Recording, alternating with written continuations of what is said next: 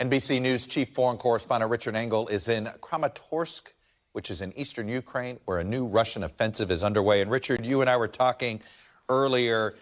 You said Russia's now engaging in a second war, if you will, a brand new war plan, because the first one didn't work on this one-year anniversary. So 1 year on, Russia's starting over again, effectively. Putin tried to invade this country a year ago. Many said he was suffering from hubris. He wasn't listening to some advisors or was being misadvised. He thought he could take Ukraine quickly, easily, topple the capital. Soldiers were bringing dress uniforms with them. They brought policing gear in order to manage the population. They didn't really think that the Ukrainian people would rise up and defend this country.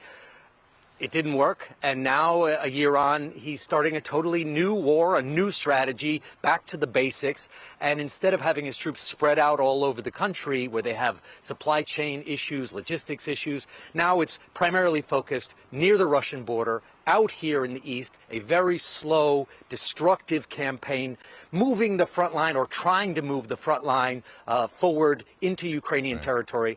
But already, and we're about a week into this offensive, we're not seeing tremendous advances from the Russian side. So it seems like it's going to be a very, very slow campaign. And Richard, what does that mean for the Ukrainian strategy here in this war? Because if the Russian goal now is to essentially buy time, run out the clock, maybe run out the clock of support here in the United States or in Western Europe, how does Ukraine counter that?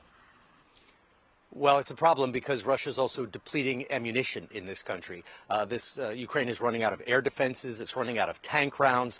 So with this slow, destructive strategy that Putin is trying right now, he hopes that not only will Western support dry up over time, but that the Ukrainians eventually will lose the ability to maintain this fight and to sustain this fight. So, in a sense, if he's willing to lose a lot of troops, and by many accounts, Russia's losing more troops now than at any stage since this conflict began. If Russia's willing to lose that many troops, over time, the Ukrainians will be dangerously low on both anti-aircraft and regular munitions. Richard Engel getting us started on the ground force in eastern Ukraine. Richard, thank you.